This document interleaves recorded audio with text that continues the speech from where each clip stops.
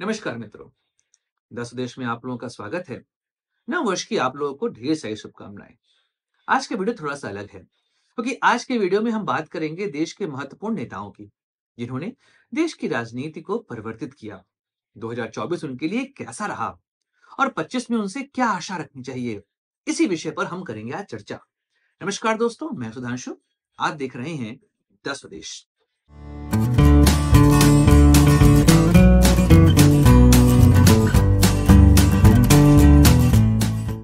तो देश की राजनीति की शुरुआत अगर करें तो सबसे पहले बात करते हैं प्रधानमंत्री नरेंद्र मोदी की, क्योंकि 2024 उनके लिए काफी मिला जुला रहा। जनवरी का महीना याद करिए, जब लग रहा था कि देश में सब कुछ राममय हो चुका है, क्योंकि बीजेपी ने 1989 में शुरू किया था राम मंदिर आंदोलन, और वह आंदोलन जाके पूर्ण हुआ 2024 में, जब राम मंदिर की प्राण प्रतिष्ठा हुई और भगवान राम अयोध्या लौटे। उस समय तो ऐसा लग रहा था कि नरेंद्र मोदी जी की राजनीति को पकड़ पाना अब आसान नहीं है। उस दौरान चूंकि 23 में इलेक्शन हुए थे, वहां पर भाजपा ने 3 ऐसे राज्यों में सरकार बनाई जहां पे उम्मीद थोड़ी कम लग रही थी। खासकर हम बात करें अगर मध्य प्रदेश की और छत्तीसगढ़ की, वहां पर तो उम्मीद नहीं थी कि सरकार बनेगी। लेकिन वहां से जो मोमेंटम सेट हुआ, उस मोमेंटम को आगे बढ़ाया राम मंदिर के पूर्ण होने पे। और फिर नरेंद्र मोदी जी अचानक से नारा देते हैं, अब की बार 400 पार। लग रहा था कि विपक्ष गायब हो जाएगा। हर तरफ नारा यही गूंज रहा था कि अब की बार 400 पार। हर तरफ मोदी नाम पूरे देश में घूम रहा था। लेकिन कोई समझ नहीं पा रहा था कि आखिर विपक्ष इस राजनीति में अब बचा क्यों है, आखिर विपक्ष कैसे काम करेगा। लेकिन 2023 के दौर में बना हुआ इंडिया गठबंधन, जो कभी टूट रहा था, कभी बन रहा था, कभी कोई नया पार्टनर आ रहा था, कोई पुराना पार्टनर को छोड़ के जा रहा था, लेकिन धीमे धीमे करते हुए इंडिया गठबंधन एकजुट हुआ। लोकसभा चुनाव के दौरान 400 पार का नारा, जो कि नरेंद्र मोदी ने स्वयं दिया था, यह नारा बैकफायर हो गया। और जब जून में नतीजे आए, तो पहली बार ऐसा हुआ कि नरेंद्र मोदी पूर्ण बहुमत की प्राप्ति नहीं कर पाए। याद करिए, जब वह गुजरात के मुख्यमंत्री थे, वहां पर भी जब जब वह मुख्यमंत्री रहे, पूर्ण बहुमत की प्राप्ति हुई। और फिर 2 बार प्रधानमंत्री के पद पर रहे, तो भी पूर्ण बहुमत के आधार पर रहे। यह पहली बार था जब वह गठबंधन के साथियों पर निर्भर हैं और 2040 सीट प्राप्त हुई। यह जीत ऐसी थी कि भाजपा भी से हार मान रही थी। पूरा देश यह मान चुका था कि नरेंद्र मोदी को हराना संभव है। खासकर आप मानसून सत्र याद करिए, जिस समय इंडिया गठबंधन एनडीए के ऊपर हावी हो चुका था। विपक्ष के नेता के तौर पर राहुल गांधी, अखिलेश यादव, यह सब नरेंद्र मोदी और सरकार पर हमला बोल रहे थे। मोदी की फेस वैल्यू गिरती चली जा रही थी। लेकिन उसी बीच में 2 ऐसे चुनाव आए जहां से नरेंद्र मोदी का चेहरा फिर से उभार मारता हमको दिखाई दे रहा है। हरियाणा और महाराष्ट्र, इन दोनों चुनावों में जिस तरीके की विजय भाजपा को प्राप्त हुई, वहां से नरेंद्र मोदी का चेहरा एक बार फिर से जनता के बीच में आगे बढ़ता हमको दिखाई दे रहा है। और लग रहा है कि अभी भी देश में सबसे बड़े नेता के तौर पे वही है। लेकिन 2024 को देखें तो इनके लिए यह साल इनकी शक्ति को घटाने वाला ही हमें दिखाई दिया है। 25 में इनसे उम्मीदें हैं, क्योंकि देश के प्रधानमंत्री के तौर पर देश को लीड करना है। लेकिन इनके पास पूर्ण बहुमत नहीं है। एनडीए की सरकार मिलजुल कर चल रही है। यहां पर चंद्रबाबू नायडू, नीतीश कुमार, यह 2 ऐसे पार्टनर हैं जो कि इंडिया गठबंधन के साथ भी किसी दौर पर रहा करते थे। यहां तक कि नीतीश कुमार ने स्वयं इंडिया गठबंधन बनाया है। और अभी जो खबरें आ रही हैं, नीतीश कुमार नाराज चल रहे हैं। कुछ भी हो सकता है। लेकिन नरेंद्र मोदी के लिए 2025 आसान नहीं है। कई सारे मुद्दे पर वो घिरते नजर आ रहे हैं। इसमें महंगाई का मुद्दा प्रमुख है। इसके अलावा अनएम्प्लॉयमेंट, मणिपुर अभी भी शांत नहीं हुआ है। और सबसे बड़ी चीज यह है कि आरक्षण का मुद्दा जिस तरीके से देश में छाया हुआ है, जातिगत जनगणना का मुद्दा विपक्षी पार्टियां उठा रही हैं। इन सब मुद्दों में नरेंद्र मोदी हमें घिरते दिखाई दे रहे हैं। इन मुद्दों को वह कैसे टैकल करेंगे, यह तो समय बताएगा। लेकिन 2025 वैसा ही रहेगा जैसे 24 था, क्योंकि 24 में बहुत सारी समस्याएं आई और साथ ही इनकी शक्ति घटती हुई हमें दिखाई दी है। और 25 में भी इंडिया गठबंधन अगर एक साथ रहा तो उनके लिए राह आसान नहीं होगी। अब यहां से चलते हैं विपक्ष के नेता की तरफ, क्योंकि 10 साल बाद पहली बार कांग्रेस को यह मौका मिला कि वह विपक्ष का नेता अपना बना सके, मतलब लीडर ऑफ अपोजिशन। और यहां पर नाम आता है राहुल गांधी का। 2014 में जिस समय लग रहा था कि नरेंद्र मोदी और राहुल गांधी के बीच में मुकाबला हो रहा है, लेकिन उस मुकाबले में नरेंद्र मोदी ने कांग्रेस को बहुत बुरी तरह हराया। राहुल गांधी की राजनीति 2014 से लगातार नीचे की ओर जा रही थी। वह 2014 का चुनाव हारे, 2019 का चुनाव हारे, यहां तक कि 10% सीट भी प्राप्त नहीं कर पाई थी टोटल लोकसभा की कांग्रेस। अपने इतिहास का सबसे बुरा प्रदर्शन कर रही थी कांग्रेस। राहुल गांधी के लिए पिछले 10 सालों में कुछ भी अच्छा होता हमें दिखाई नहीं दे रहा था। 2017 का दौर छोड़ दीजिए, क्योंकि 17 में ही राहुल गांधी के नेतृत्व में कुछ चुनाव जीते गए। 19 में वह अध्यक्ष थे, लेकिन बहुत बुरी हार होती है कांग्रेस की, इस्तीफा देते हैं अध्यक्ष पद से। कुछ समय तक इंटरिम प्रेसिडेंट रहती हैं सोनिया गांधी। लेकिन फिर 2022 का दौर शुरू होता है। राहुल गांधी एक यात्रा निकालते हैं, उस यात्रा का नाम था भारत जोड़ो यात्रा। और शायद देश की राजनीति में और वर्तमान समय में ऐसी यात्रा बहुत कम देखी गई। अगर हम भाजपा के राम मंदिर मूवमेंट वाली रथ यात्रा को छोड़ दें, तो उसके बाद यह सबसे बड़ी यात्रा मानी जा सकती है। और राहुल गांधी का चेहरा इसी यात्रा के बाद बदलना शुरू हुआ। राहुल गांधी को देश के लोगों ने एक सीरियस नेता के तौर पर पहचानना शुरू किया। अभी तक लग रहा था कि राहुल गांधी पॉलिटिक्स को सीरियसली नहीं लेते हैं, लेकिन भारत जोड़ो यात्रा ने राहुल गांधी के इस परसेप्शन को तोड़ दिया और देश में एक नेता के तौर पर वह उभरे। उसके बाद लगातार वह लोगों से मिलते रहे। आप देखेंगे कई सारे ऐसे तबकों से मिलते राहुल गांधी हमको दिखाई दिए, जहां पर अभी तक कांग्रेस की पहुंच नहीं हो रही थी। खासकर जब से क्षेत्रीय पार्टियों का उदय हुआ था, उसके बाद तो कांग्रेस अपना वोट बैंक खोती चली गई थी। राहुल गांधी उन सभी वोट बैंक के पास जा रहे थे, उनसे मिल रहे थे, उनकी बातें सुन रहे थे। तो दिख रहा था कि एक नेता के तौर पे उभार है। और 2024 उनकी राजनीति का स्वर्णिम काल कहा जा सकता है, क्योंकि 2024 में राहुल गांधी का उभार हमको देखने को मिला। राहुल गांधी ने देश की राजनीति में कुछ नई चीजें हमारे सामने रखी हैं। इसमें सबसे पहली चीज तो यह है कि देश में अचानक से नेताओं की यात्राएं बंद हो चुकी थी। राहुल गांधी ने उस पदयात्रा के दौर को फिर से वापस लाए हैं, क्योंकि राहुल गांधी ने दो बड़ी यात्राएं करी। एक थी भारत जोड़ो यात्रा और दूसरी थी न्याय यात्रा। इन दोनों यात्राओं ने राहुल गांधी का चरित्र बदल के रखा है। और राहुल गांधी जिस तरीके से देश की राजनीति में इस समय हमको दिखाई दे रहे हैं, वह साफ दर्शा रहा है कि अब वह राजनीति को सीरियस लेते दिख रहे हैं। कई सारे ऐसे मुद्दे उठाए, सरकार को घेरा और सरकार उनकी बातों पे घिरती दिखाई दी। जातिगत आरक्षण के मुद्दे और जातिगत जनगणना के मुद्दे पर सरकार के पास अभी भी कोई भी जवाब नहीं है राहुल गांधी के सवालों का। यहां तक कि अभी अमित शाह ने जब बी.आर. अंबेडकर के ऊपर बयान दिया, तो उस पर राहुल गांधी पूरे देश में अपनी बातें पहुंचाने में लगे हुए हैं। सिंबलिज्म की राजनीति करना उनको अब आ चुका है। सरकार के पास राहुल गांधी के नैरेटिव का काट अभी भी हमको दिखाई नहीं दे रहा है। लेकिन फिर भी जिस तरह का माहौल राहुल गांधी के लिए बना हुआ था till the month of September, वह माहौल थोड़ा सा ब्रेक होते हमको दिखाई दिया in month of October and November, because of the election of Haryana and Maharashtra. इन दोनों इलेक्शंस में कांग्रेस का परफॉर्मेंस बहुत खराब था, क्योंकि कांग्रेस पे विश्वास था कि वह हरियाणा का चुनाव और महाराष्ट्र का चुनाव जीतेगी, क्योंकि भाजपा बहुत बुरी स्थिति में थी। लेकिन फिर भी यहां पर कांग्रेस वह चुनाव हार गई और राहुल गांधी के नेतृत्व पर फिर से सवाल उठने लगे। अचानक से उनकी राजनीति मोड़ रोस होते हमको दिखाई दी। वह सिर्फ अडानी के मुद्दे को ही लेकर चलते रहे। लेकिन तभी अंबेडकर जी वाले मुद्दे पर राहुल फिर से अपनी राजनीति में हमको सामने दिखाई दिए और लगा कि अब वह फिर से ट्रैक पर आ चुके हैं। जातिगत जनगणना का मुद्दा वह फिर से आगे लेकर चलेंगे। लेकिन अभी उनके पास सबसे बड़ी समस्या है इंडिया गठबंधन के साथियों को अपने साथ रखने की, क्योंकि अडानी के मुद्दे पर एक तरीके से इंडिया गठबंधन में आम सहमति बनते दिखाई नहीं दे रही थी। ममता बनर्जी इस मुद्दे पर राहुल गांधी से अलग दिखाई दे रही थी। टीएमसी यहां तक कि इंडिया ब्लॉक की मीटिंग में भी नहीं जाती है।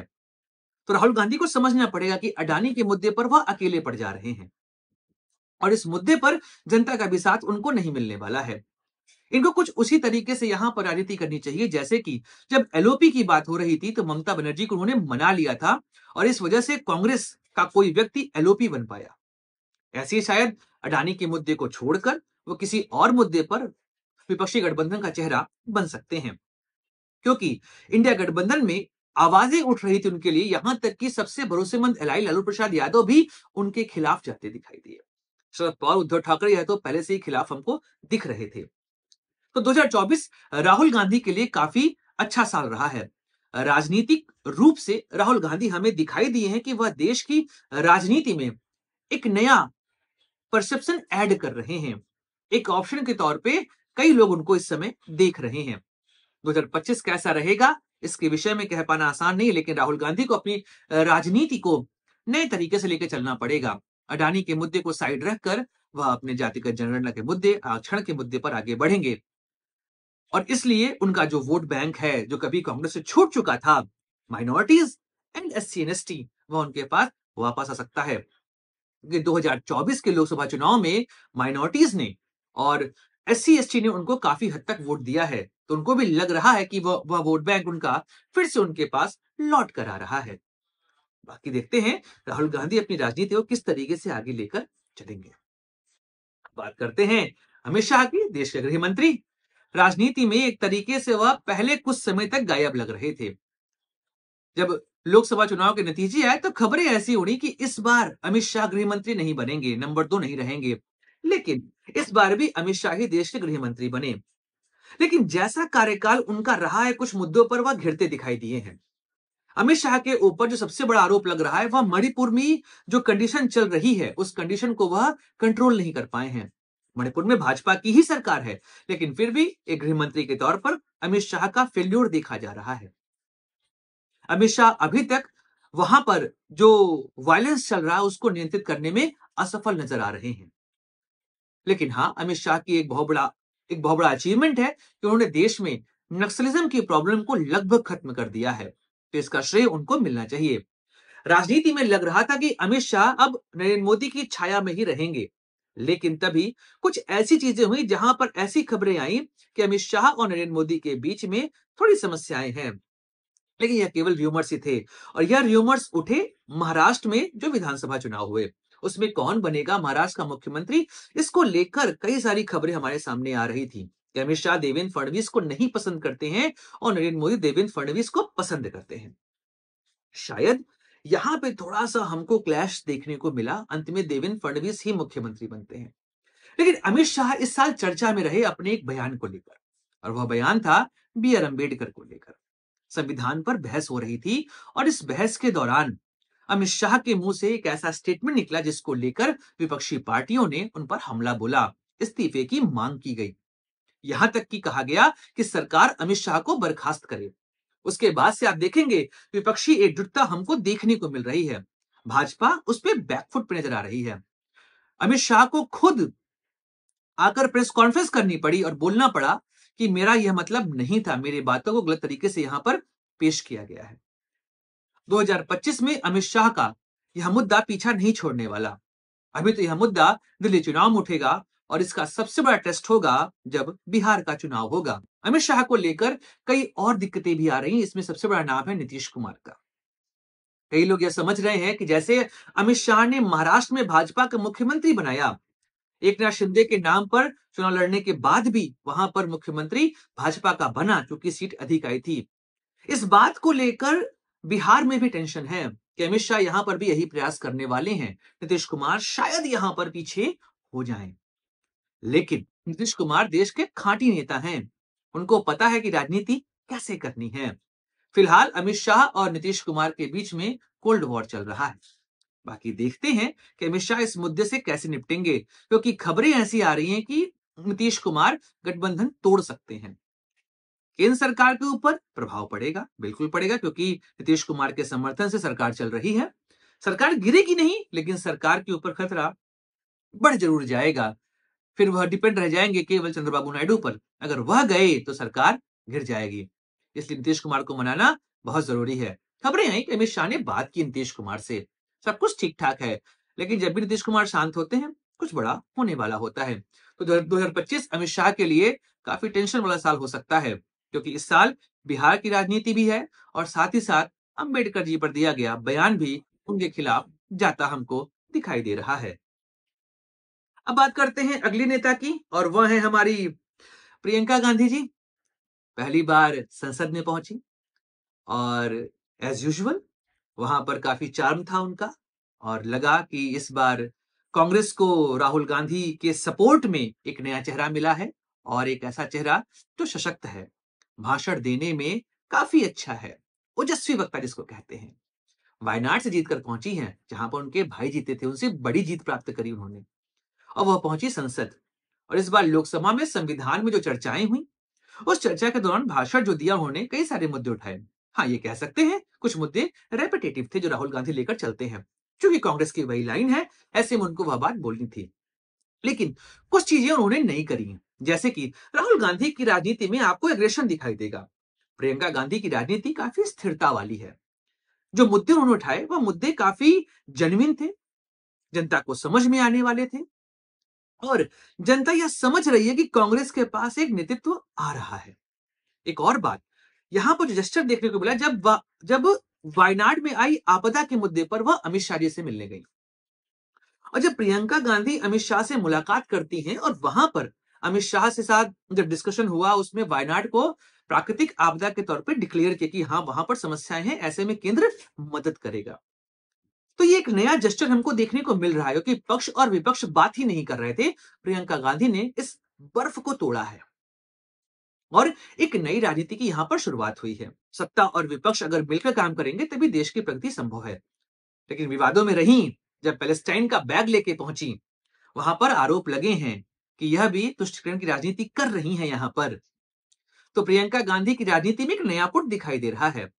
शायद पैलेस्टाइन वाली राजनीति को बैलेंस करने के लिए उन्होंने अगले दिन बांग्लादेश के हिंदुओं का और ईसाइयों का मुद्दा उठाया है। लेकिन पैलेस्टाइन का बैग लेके जाना एक संदेश है देश में अपीजमेंट की पॉलिटिक्स का। पहली बार पहुंची हैं वह संसद, ऐसे में सीधी बात है कि कांग्रेस में प्रमुख चेहरे के तौर पर वह देखी जा रही हैं। न्यूज उन्हीं को लेकर इस समय बन रही है। आगे चल के क्या हो सकता है कि राहुल गांधी और प्रियंका गांधी के बीच में सत्ता को लेकर क्लैश हो जाए। लेकिन फिलहाल जो लोग जानकार कहते हैं, उसमें यह बात स्पष्ट है कि सोनिया गांधी, राहुल गांधी, प्रियंका गांधी एक ही टीम है। यहाँ पर किसी भी तरह कोई क्लैश नहीं है। लेकिन सत्ता जहर है, यह बात खुद राहुल गांधी ने कही थी।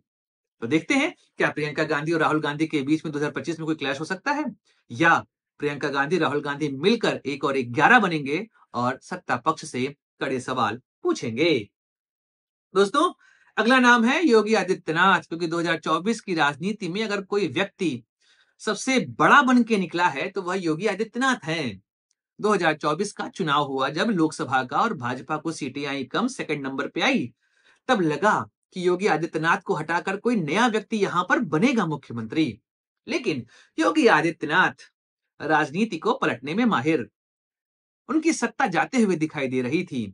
लेकिन बांग्लादेश में जो घटनाएं हुई, हिंदुओं पर हमले हुए, उसके बाद योगी आदित्यनाथ की राजनीति ने एक नया करवट लिया, एक नया मोड़ लिया यहां पर।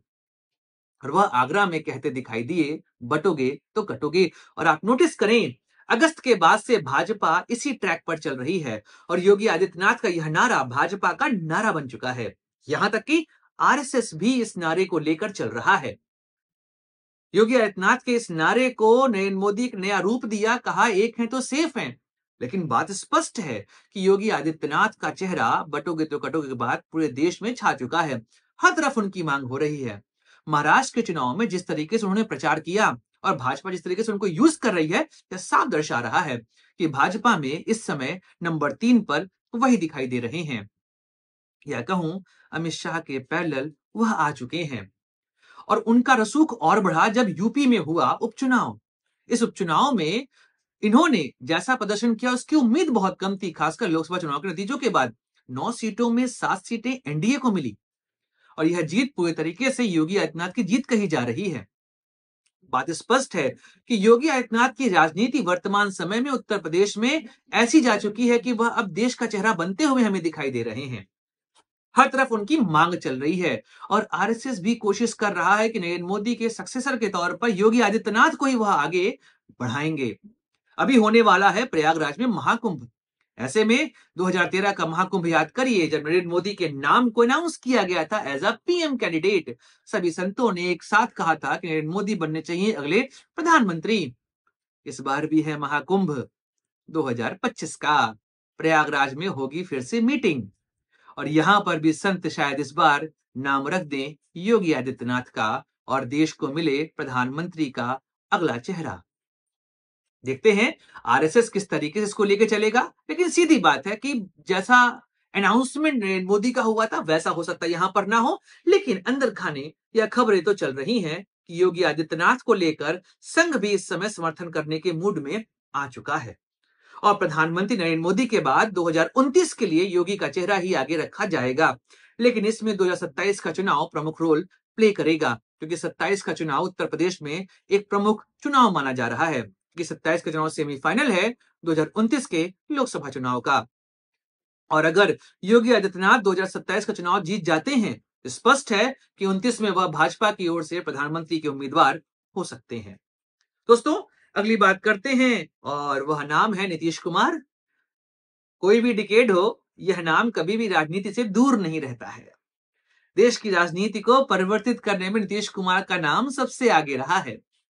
नीतीश कुमार 1975 से देश की राजनीति में छाए हुए, लेकिन 2000 के बाद से बिहार की राजनीति का केंद्र वही बने हुए हैं। मैं हमेशा कहता हूं कि बिहार की राजनीति में विपक्ष बदलता है, लेकिन वहां पर मुख्यमंत्री हमेशा नीतीश कुमार ही रहते हैं। आप नोटिस करिए 2013 से जो दौर शुरू हुआ बिहार की राजनीति में, वहां पर विपक्ष बदलता रहा लेकिन मुख्यमंत्री केवल नीतीश कुमार रहे हैं। अभी फिर खबरें आ रही हैं कि भाजपा उनको लेकर कि भाई 25 के चुनाव में मुख्यमंत्री कौन बनेगा, इसको लेकर एनडीए में भी सहमति नहीं बनी है और ऐसे में नीतीश कुमार की कोशिश है कि मुख्यमंत्री के उम्मीदवार वही रहें। लेकिन जो बातें अभी सामने आ रही हैं, नीतीश कुमार को आश्वासन नहीं दिया गया है। ऐसे में नीतीश कुमार शांत हो चुके हैं। आप नोटिस करिए पिछले लगभग 1.5 महीने से उनका कोई बयान नहीं आया। प्रगति यात्रा उन्होंने स्टार्ट की थी, लेकिन अभी डॉक्टर मनमोहन सिंह की जब मृत्यु हुई उसके बाद उन्होंने उस यात्रा को स्थगित कर दिया है। जब यात्रा स्थगित हुई है उसके बाद नीतीश कुमार गायब दिखाई दे रहे हैं। कई ऐसी खबरें आ रही हैं कि नीतीश कुमार शायद पाला फिर से बदल सकते हैं, लेकिन उसकी उम्मीद थोड़ी कम लग रही है। ये मेरा पर्सनल व्यू है कि उम्मीद थोड़ी कम लग रही है, क्योंकि अगर वह पाला बदलेंगे तो उससे कुछ खास फायदा उनका होता दिख नहीं रहा है। और अभी उनके लिए जो माहौल बना हुआ है बिहार में, जो बीपीएससी का मुद्दा उठा है, ऐसे में क्या महागठबंधन उनको शामिल करेगा? क्योंकि तेजस्वी यादव के लिए यह मौका है इस समय बिहार की राजनीति में आपको फ्रंट फुट में रखने का। और अगर नीतीश कुमार को वो अपने साथ मिला लेंगे तो फिर तेजस्वी यादव की राजनीति में उप मुख्यमंत्री बनना ही लिखा रहेगा। क्या महागठबंधन और आरजेडी इसके लिए तैयार है? मुश्किल लग रहा है और तेजस्वी यादव को भी पता है कि राजनीति उनको कैसे लेके चलनी है।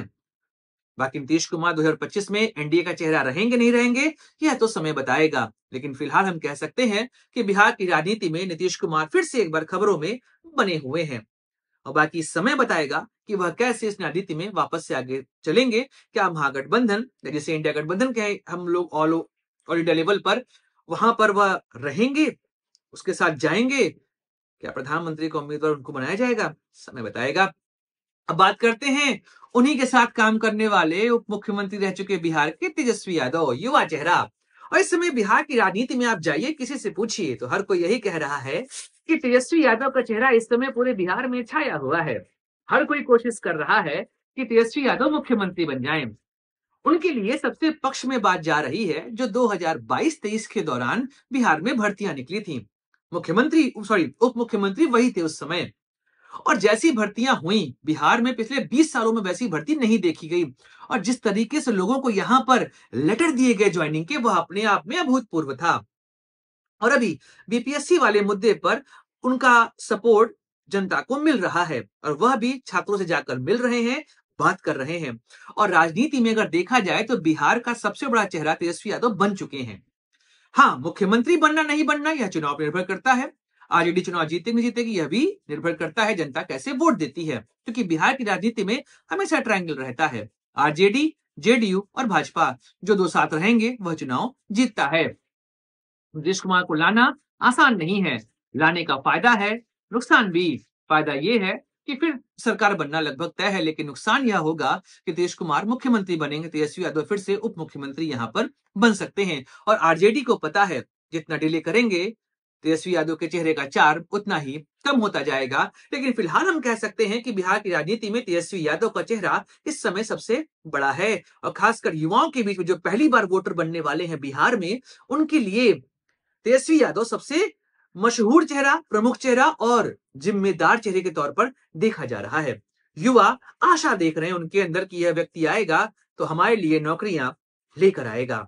दोस्तों, आगे बात करते हैं उत्तर प्रदेश में अखिलेश यादव की, क्योंकि 2024 काफी मिला जुला रहा। कुछ खट्टी मीठी टकरार हुई, राहुल गांधी से दोस्ती और फिर दूरियां हमको देखने को मिली। पीडीए का नारा चला। घोषित उपचुनाव से जो पीडीए शुरू हुआ, उस उपचुनाव ने यह सेट कर दिया था कि भाई पिछड़ा दलित अल्पसंख्यक का नारा जो लेके अखिलेश यादव चल रहे हैं, वह नारा काफी पॉपुलर रहा। और 2024 का जब लोकसभा चुनाव हुआ, इसमें तो अखिलेश यादव का प्रदर्शन अभूतपूर्व रहा। 37 सीटें कौन उम्मीद कर रहा था, लेकिन वह यहां पर यह सीटें लेकर आए। उसके बाद अखिलेश यादव की राजनीति परवान चढ़ने लगी। लगा कि अखिलेश यादव अब योगी आदित्यनाथ के ऊपर निकल चुके हैं और उत्तर प्रदेश की राजनीति में सबसे बड़ा चेहरा बन चुके हैं। खासकर लोकसभा में जैसी तकरार देखी गई, राहुल और अखिलेश की दोस्ती देखी गई।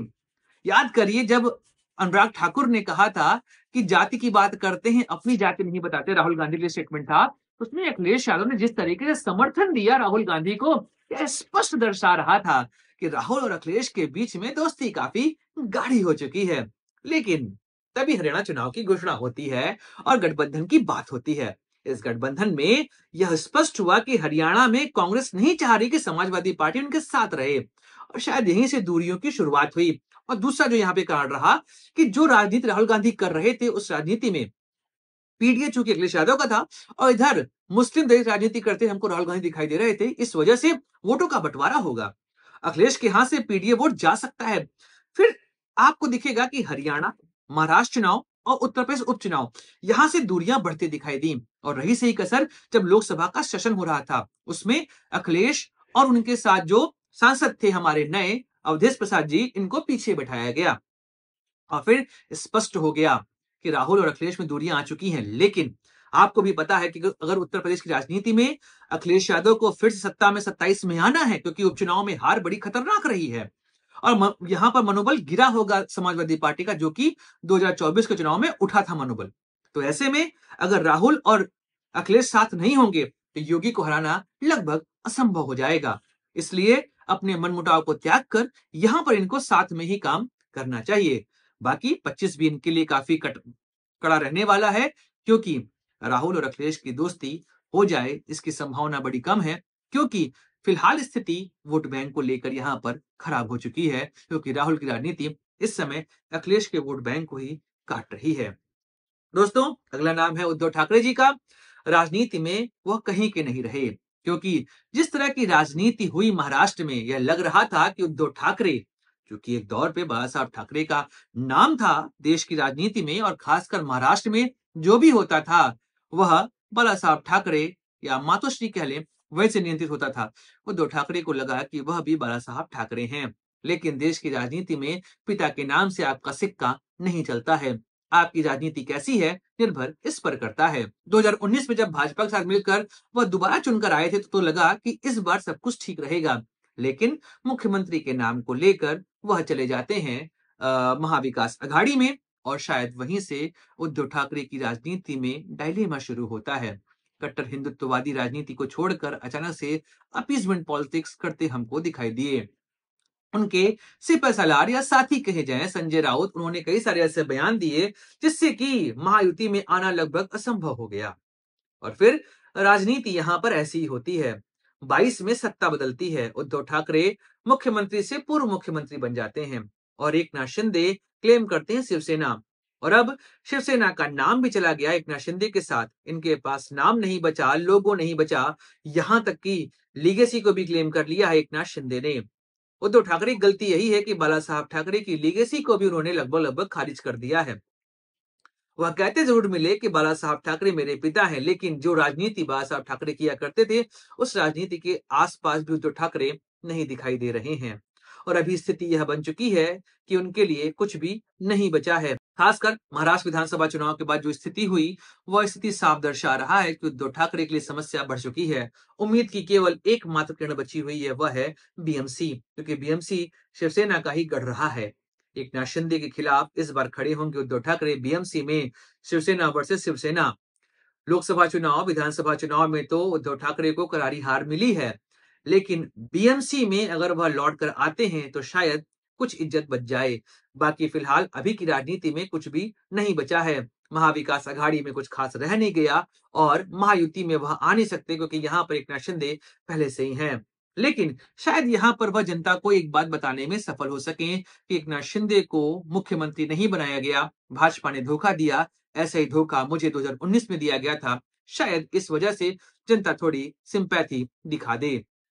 लेकिन फिलहाल राजनीति में कुछ खास उनके लिए बचा है नहीं। यहां से उठ खड़ा होना बहुत मुश्किल है, लेकिन राजनीति में मुश्किल कुछ भी नहीं होता। याद करिए लालू प्रसाद यादव को, जिनकी राजनीति 2010 के दौर में लगभग खत्म हो चुकी थी बिहार में, लेकिन आज आरजेडी वहां पर प्रमुख विपक्षी दल है। यहां तक कि बीच में 2 बार सत्ता में भी आए हैं आरजेडी। तो सीधी बात है, राजनीति में कोई खत्म नहीं होता। उमर अब्दुल्ला से कोई पूछे कि आज से 2 साल पहले कोई नहीं जानता था कि उमर अब्दुल्ला राजनीति में फिर से लौट कर आएंगे। वह लोकसभा चुनाव तक हार गए थे, लेकिन उन्होंने फिर से राजनीति में नया दौर देखा है। मुख्यमंत्री बने हैं जम्मू कश्मीर के। अब हमारी आज की नेत्री, जो एक दौर पे उत्तर प्रदेश की मुख्यमंत्री थी, वो भी एक नहीं 4 बार, उनका नाम है बहन मायावती जी। मायावती जी की राजनीति पिछले कई सालों से, खासकर 2014 के बाद से काफी डामाडोल दिखाई दे रही है। उनकी राजनीति में वह तत्व नहीं दिख रहा है जिसके लिए वह जानी जाती थी। उत्तर प्रदेश की राजनीति में जो काम मायावती जी ने किया है, वह किसी ने नहीं किया है। जो गठजोड़ उन्होंने दलित और सवर्णों का बनाया था, वो अपने आप में इनक्रेडिबल था। पूरे देश में उस राजनीति की बात होती है। अगर गवर्नेंस की बात करें तो मायावती जी का जो कार्यकाल 2007 से 12 तक रहा है, उस कार्यकाल में गवर्नेंस का मॉडल तो हमको दिखाई दिया था। उत्तर प्रदेश की राजनीति में जो आपको गुंडावाद दिखाई देता था, वह तो उन्होंने पूरी तरीके से खत्म कर दिया था। कई सारे बाहुबलियों की नकेल कस दिए थे। लेकिन 12 में जब अखिलेश यादव लौट कर आते हैं, वहीं से शायद इनकी राजनीति का अवसान शुरू होता है। मायावती जी मुद्दों के अभाव में भटक रही हैं। 2014, 2017, 2019 में तो मान लीजिए लोकसभा में गठबंधन की वजह से सीट मिल गई। फिर 2022 और अब की बार 2024। मायावती जी के लिए यह सभी चुनाव बड़े खराब रहे हैं। मुद्दों का अभाव दिखाई दे रहा है, कोई अच्छा उत्तराधिकारी नहीं दिख रहा है। हाँ, उनके भतीजे आकाश आनंद, जिनको कभी बाहर किया गया फिर अंदर लाया गया, लेकिन अभी भी बसपा जूझ रही है उत्तराधिकार से और यह समझ नहीं आ रहा कि उनका नेता कौन बनेगा। बाकी मायावती जी की राजनीति में वह दौर जो था उनका, वैसा कुछ दिखाई नहीं दे रहा है। अभी बी आर अम्बेडकर जी के मुद्दे पर पूरी विपक्षी पार्टियां एक तरफ थी, लेकिन मायावती जी इस राजनीति में भी पीछे हमको दिखाई दे रही हैं। उनका स्थान लेते हमको दिखाई दे रहे हैं आजाद समाज पार्टी के नेता चंद्रशेखर रावण।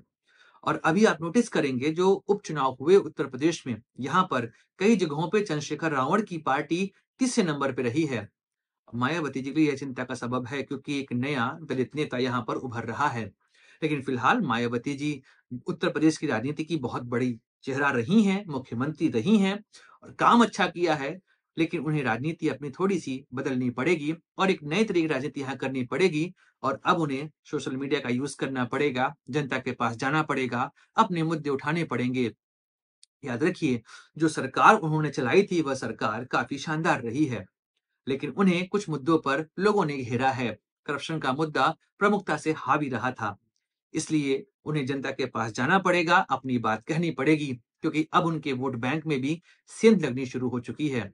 पहले भाजपा ने लगाई, बाद में चंद्रशेखर रावण उस वोट बैंक को लेके जा रहे हैं और अब तो राहुल गांधी की राजनीति भी दलित की राजनीति बनती हमको दिखाई दे रही है। जातिगत जनगणना का मुद्दा, आरक्षण का मुद्दा यहाँ पर हावी होता हमको दिखाई दे रहा है। 25 का जो साल है वह मायावती जी के लिए कैसा रहेगा, वह उनकी राजनीति पर निर्भर करेगा। लेकिन फिलहाल राजनीति में कुछ खास उनके लिए अभी दिख नहीं रहा है। मुद्दों का अभाव साफ दिखाई दे रहा है और अगर मुद्दे मिलते भी हैं तो वह उसको सही तरीके से टैकल नहीं कर रही हैं। बाकी समय बताएगा वह कैसी राजनीति यहाँ पर करेंगी। दोस्तों, यह था वीडियो जहां पर हम लोगों ने बात की देश के प्रमुख 10 नेताओं की, जिन्होंने देश की राजनीति को 2024 में कैसे परिवर्तित किया, असफलता, सफलता और 25 में क्या है उनसे उम्मीदें, इसी पे की हमने बात। याद दर्शकों, like, share, subscribe the channel. जय हिंद, वंदे मातरम, भारत माता की जय। और एक बार फिर से आपको नव वर्ष की ढेर सारी शुभकामनाएं।